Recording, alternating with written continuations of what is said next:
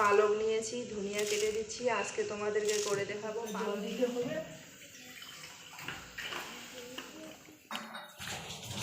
Colour লাগা দিয়ে তো তোমাকে দিয়ে দিয়েছি।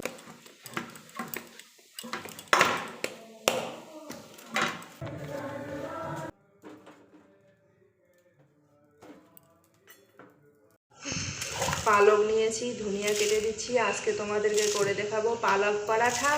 পালক পরাঠা কেমন করে হয় সেটা দেখো তোমরা। এরকম করে পালক শাক ধুয়ে নিবা, নেওয়ার পরে এখানে দিয়েছি ধনেপাতা, তারপরে কয়েকটা রসুন আর দুটো কাঁচা লঙ্কা দিয়ে এখন আমি মিক্সিতে পেস্ট করে নেব।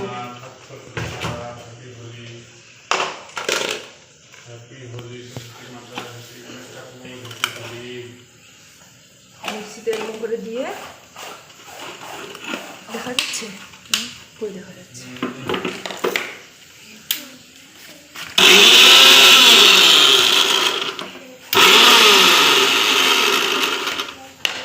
হালকা জল দিতে হবে।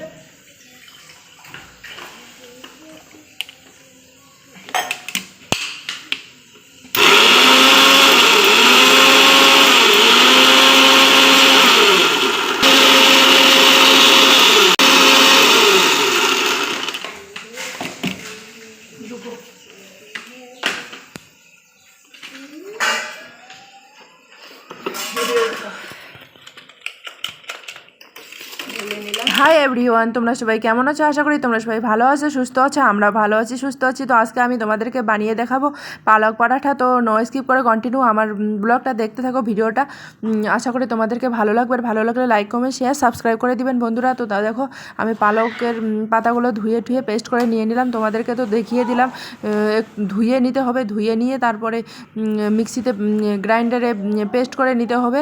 হালকা একটু জল দিতে হবে, জল না দিলে হবে, জল দিলে আর কি ভালো হয়, মানে বেশি জল দিবেন না আর কি। ওখানে একটু দুটা কাঁচা লঙ্কা দিয়েছি, একটু রসুন দিয়েছি, দেওয়ার পরে পেস্ট করে নিয়েছি। মশলাও দিতে পারো, কাঁচা ধনিয়া বা জিরা পাউডারও দেওয়া যায়। তো দেখো, কন্টিনিউ নো স্কিপ করে, আশা করি ভালো লাগবে। আর খেতে যা টেস্টি হয় না, তোমরাও বাড়িতে এরকম করে ট্রাই করো, দেখবে খুব ভালো লাগবে। আর ভালো লাগলে তখন মানে বাড়িতে বানিয়ে খাওয়া খুবই আর কি ভালো আর কি ওটা পালক পরাঠা। তো চলো দেখতে থাকো তোমরা, কন্টিনিউ নো স্কিপ করে কন্টিনিউ দেখো বন্ধুরা প্লিজ। আর ভালো লাগলে সাবস্ক্রাইব করে দিবে বন্ধুরা। তো দেখো আমার এখন হয়ে গেল। তো আমি ছোট ছোট গুলি করে নিলাম, মানে লেচি করে নিলাম। সেই লেচিগুলো এখন বেলবো। বেলার পরে একটু তাওয়াতে করে ভাজবো। ভাজার পরে হালকা একটু ঘি দিব। ঘি দেওয়ার পরে দেখো আমি এখন বেলে নিচ্ছি। তো ও ডিউটি যাবে, তাড়াতাড়ি করে আমাকে বলছে তাড়াতাড়ি করে দাও। তো দেখো তোমরা বন্ধুরা, তো আমার ভাজা হয়ে গেল, মানে একটা পরাঠা ভাজা হয়ে গেল। তো হালকা ঘি দিচ্ছি, ঘিও শেষ হয়ে গেছে।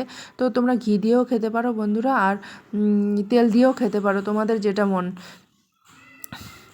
তো দেখো ব্রাউন টাইপের করে নিতে হবে পরাঠাগুলো। আর তোমরা একটুখানি আমাকে হেল্প করো, একটুখানি তোমরা আমাকে আমার ভিডিওগুলো একটু লাইক করো আর সাবস্ক্রাইব করে দিও বন্ধুরা, আর শেয়ার করে দিও বন্ধুরা, প্লিজ প্লিজ প্লিজ, রিকোয়েস্ট তোমাদের কাছে। তো অনেক কষ্ট করে ভিডিও বানাই বন্ধুরা, অনেক টাইম লাগে। আর তোমরা যখন ভিডিওগুলো দেখো তখন যদি লাইক, কমেন্ট, সাবস্ক্রাইব করো, তাহলে আমি ভিডিও করার এনার্জি পাই। তো দেখো পরাঠা হয়ে যাচ্ছে, আমি এপাশ ওপাশ উল্টাপাল্টে নিচ্ছি আর বেলে নিলাম। সবগুলো বেলে নিই, মানে একটা দুটো বেলে নিচ্ছে আর ধীরে ধীরে ওদিকে পরাঠাটা তৈরি করছি। তো তোমরাও বন্ধুরা এরকম বাড়িতে বানিয়ে খেয়ে দেখবে, মানে হেভি টেস্টি লাগে। তো আরও অন্য কিছু যদি রেসিপি দেখতে চাও তো কমেন্টে বলে দিবে যে কোন রেসিপি তোমাদেরকে মানে তোমরা দেখতে চাও। তো দেখো ও এখন পরোটার সঙ্গে আমরা খাবো এখন রায়তা। তো পরোটার সঙ্গে রায়তা খাবো, তো রায়তার জন্য ও এখন গাজর কাটছে, পেঁয়াজ কাটছে, মরিচ কাটছে, ধনিয়াপাতা কাটছে। তো রায়তা কি হলো, রায়তা তোমরা তো রায়তা জানো না মনে হয়। তো রায়তা হলো দইটাকে, তো আমি দই করে রেখেছি বাড়িতে। তো আমি দইয়ের, যদি তোমরা দই কীরকম করে বানায় দইয়ের রেসিপি চাও তাহলে আমি দিব পরে।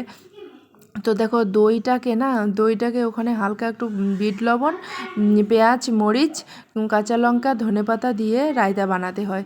তো খেতে যা হয় না, যা হেভি টেস্টি হয় খেতে। তো দেখো পুরো বেলে নিলাম, এখন ভেজে নিব। তো ফিরে আসি নতুন আরেকটা ব্লগে, তোমরা ততক্ষণে দেখতে থাকো। আর ওরা দেখো খেতে বসে গেছে। বাই বাই, সাবস্ক্রাইব করে দিও বন্ধুরা প্লিজ।